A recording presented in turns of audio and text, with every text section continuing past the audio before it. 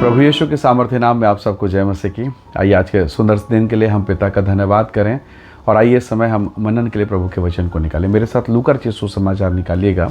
लूका रचित सुसमाचार अध्याय 15 उसका वचन 20 यहाँ इस प्रकार से प्रभु के वचन में लिखा है। तब वह उठकर अपने पिता के पास चला।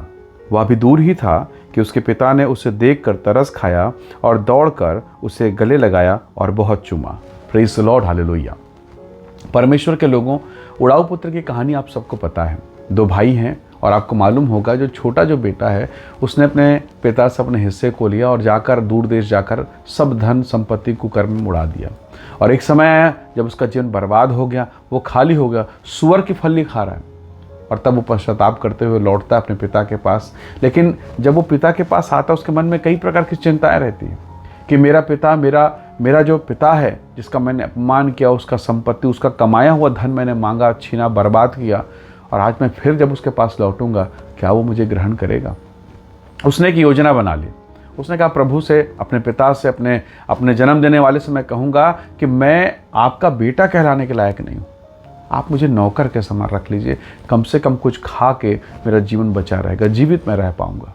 हालेलुया। उसने एक प्लान बनाया। पर जब वो अपने घर गया तो उसने देखा जो बहुत ही हृदय को छूने वाली घटना है।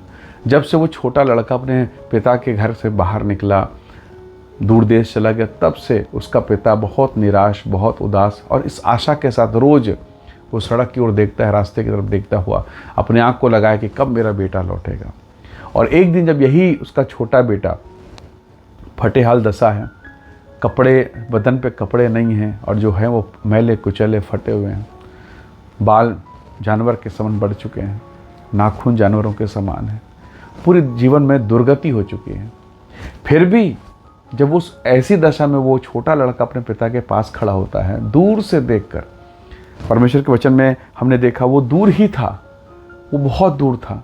उसके पिता ने उसे पहचान लिया कि ये जो बेडौल जीवन है, ये जो लंबे नाखून और लंबे लंबे बाल और फटे हाल कपड़े, अस्त व्यस्त जीवन, उसने उस बिगड़े हुए दशा में उसने अपने उस सुंदर से छोटे से बच्चे को देख लिया। वो दौड़ा, परमेश्वर के वचन में लिखा वो दौड़ा और दौड़ के उसे गले लगाए, उसे चूमा, उसी दशा में उसे मोहब्बत किया, अपने कपड़े पहनाए, वो अपनी अंगूठी उसने दी, अपने जूते उसे पहनाए।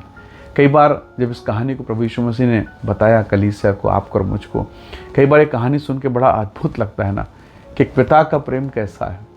परमेश्वर ने, प्रभु यीशु मसीह ने सुनने वाले भक्तों को ये कहानी, ये दृष्टांत दिखाया, उन्हें बताया और ये चित्रण करके सिखाया कि कैसे एक पिता का प्रेम है। जरा कल्पना कीजिए, ये तो एक शरीर के पिता का प्रेम है। शायद आपके माता पिता आपसे प्रेम ना करें, आपको तिरस्कार कर दे, जैसा वचन में लिखा है वो छोड़ भी दे दूध पिलाने वाली माँ, पर क्या स्वर्गीय पिता का प्रेम ऐसा होगा? कभी नहीं।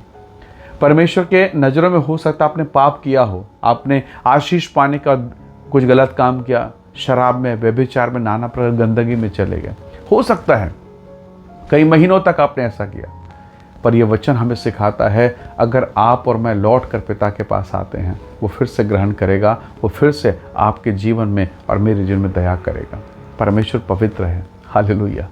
परमेश्वर पवित्र है और वो चाहता है कि हम उसकी निकटता में, पवित्रता में, धार्मिकता में, पवित्रताई में रहें, क्योंकि वो पवित्रता का परमेश्वर है। उसने अपने पिता के पास जब जाने का निश्चय किया, आप देख पाते हैं पिता ने उसे अपनाने का निश्चय किया है। उसका हृदय खुला हुआ है, उसने उसकी गंदगी को नहीं देखा, उसने कोई प्रश्न नहीं पूछा तो कहाँ था, क्या किया।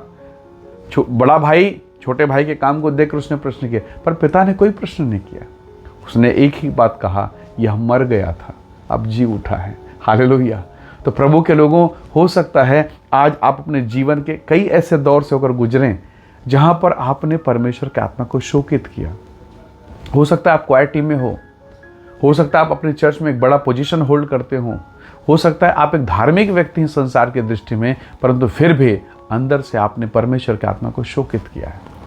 कोई नहीं जानता आप क्या कर रहे हैं, कैसा जीवन बिता रहे हैं, आप अंधेरे में, अकेले में क्या कर रहे हैं, कोई नहीं जानता, केवल परमेश्वर जानता है और आपका आत्मा।